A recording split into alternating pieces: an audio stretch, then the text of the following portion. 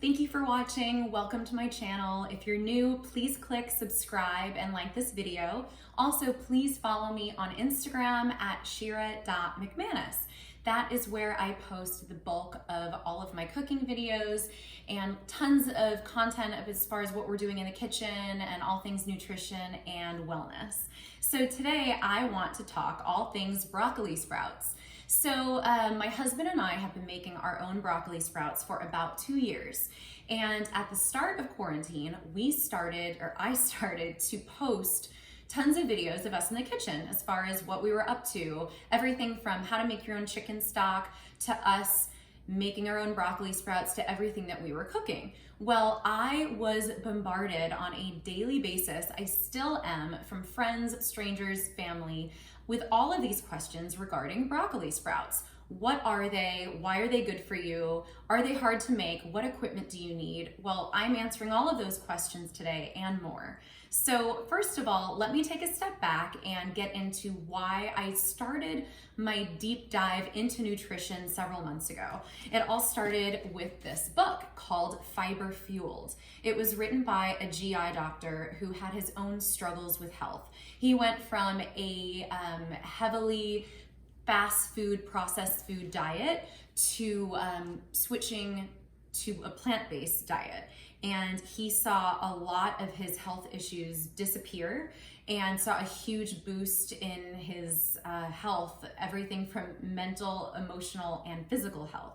So first, let me preface everything in this video with the fact that I am not a vegan, I am not a vegetarian, and I will most likely never be either one of those things.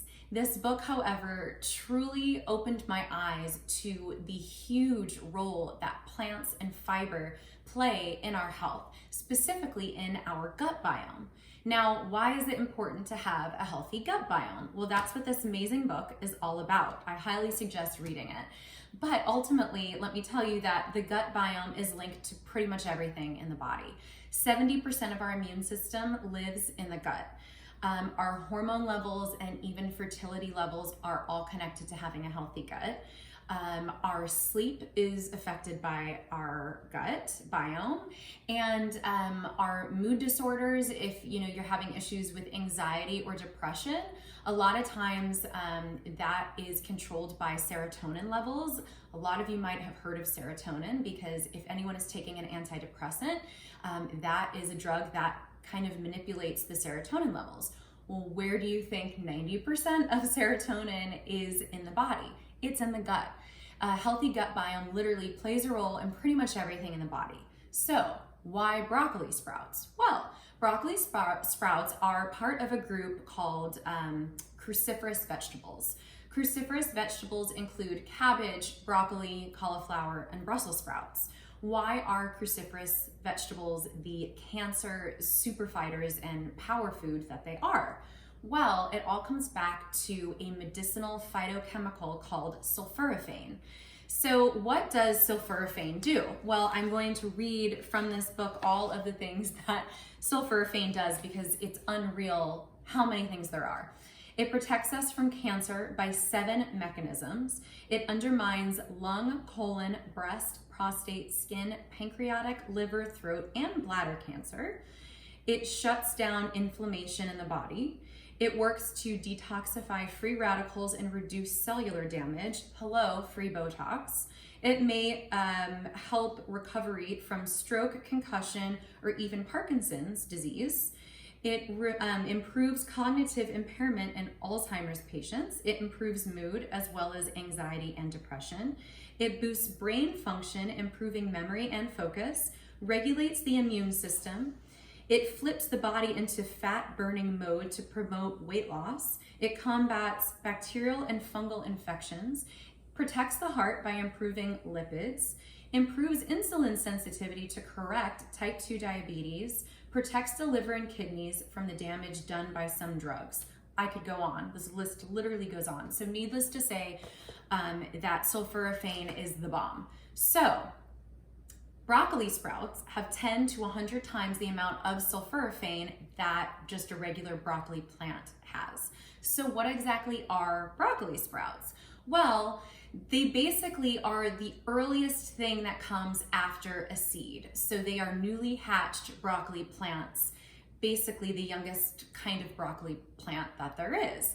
And how do you make broccoli sprouts? Well, that is what I'm going to get into today. Okay, so first off, the seeds. This is a 2.5 pound bag. You can get it on Amazon for about $38.99. You might be able to find it for a little less elsewhere, but it is 2.5 pounds of broccoli seeds. You also need a wide mouth mason jar. I linked below in the description where you can buy a set of 2. You also need a sprouting stand. You can find these on Amazon. You also don't need the stand. You can just lean it inside a bowl or a casserole dish as long as it's at a 45-degree angle.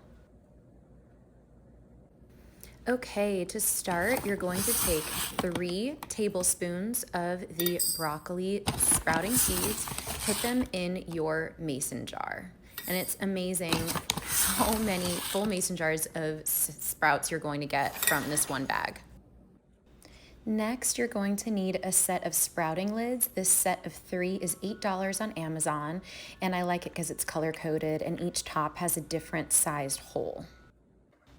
Okay, to get started, you're gonna rinse your seeds with a bunch of water, and you don't have to fill the mason jar, just make sure every seed is coated in water. Next, cover it with the lid with the smallest holes and screw it on top. Shake out all of the water and get ready to put it on your stand so it's at a 45-degree angle so it's able to drain. You're going to put this jar in a cool, dark place away from sunlight where it can drain for the next 8 to 12 hours. So a few key things. Number 1, you must rinse your broccoli sprouts every 8 to 12 hours. If you forget to rinse them, and when I say rinse them, I mean open the lid, fill it up with new water, put the lid back on, turn it upside down and drain it just like I just showed you. If you don't do it every 12 hours, you risk mold growing. So I have a reminder set on my phone at 7 a.m. and at 7 p.m. to rinse the sprouts so that it's done every 8 to 12 hours, and you're going to continue doing that as they start to sprout for the next 5 or 6 days. So you can already see some sprouting action. This is after, I believe, 3 more rinses, so another total of 36 hours. You probably will start seeing baby sprouts at the beginning of day 3. So this is the morning of day 4, and you can really start seeing a lot more baby sprouts coming on day 4. And here's day 5. You'll probably have about half a mason jar full of sprouts by day 5, and it's okay that they look yellow. That is perfect. Okay, so keep in mind this whole sprouting process is an art and not a science. Some videos say it takes 9 days. Some people say it takes 5 days. For us, it takes an average of about 6 days. Yours might be a little longer or a little shorter. The key is that once your mason jar is about 80 to 100% full, you're done, and that is when you want to switch to the red lid, which has the larger holes. That way your seeds are now sprouted, so when you switch to the lid with the larger holes and then you rinse it one final time and turn it upside down, then all of the hulls, which are the seeds, the little brown parts that the sprouts came out of, then those can all fall out. It's not a big deal if you don't get all of them out. You definitely won't be able to get all of them out, but they're easier and more pleasant to eat if you don't have a ton of them in there.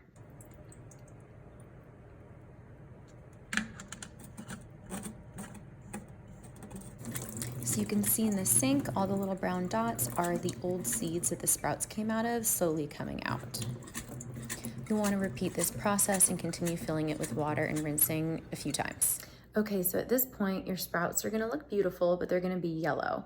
So what you wanna do is continue to put them at that 45-degree angle in a bowl or a casserole dish or using your sprouting stand, and leave them out in sunlight this time. So we leave them in the window right here behind me near the sink so they can get direct sunlight, and the sunlight activates the chlorophyll and turns them green within a few hours, and then they are ready to eat. You can store them in your fridge with an airtight lid or with the sprouting lid. I don't think it really matters, and they're good to eat for a week or 2.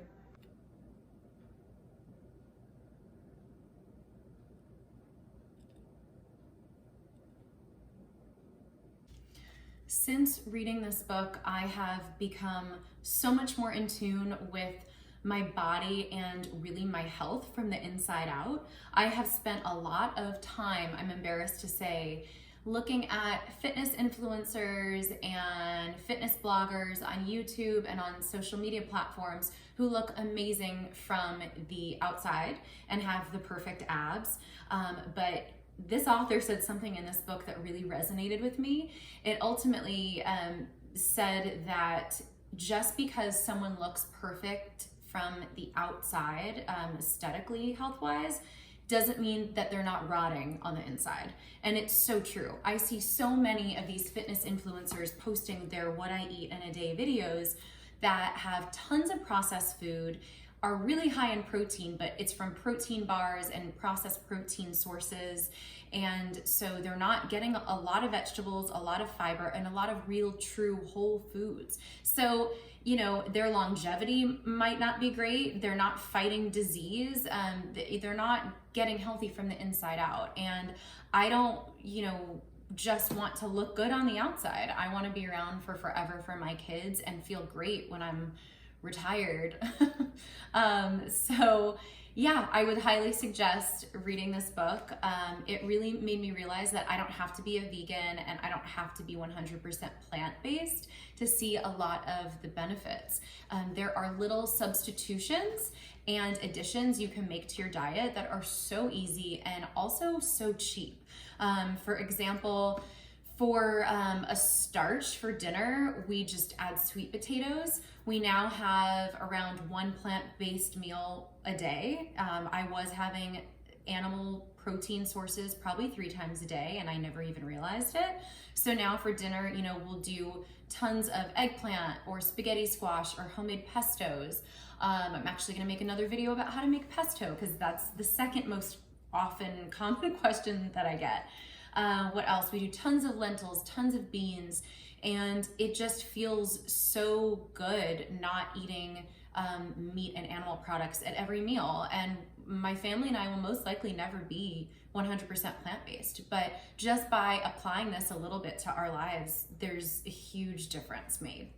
Okay guys, that is it. You now know how to make broccoli sprouts. Thank you for watching.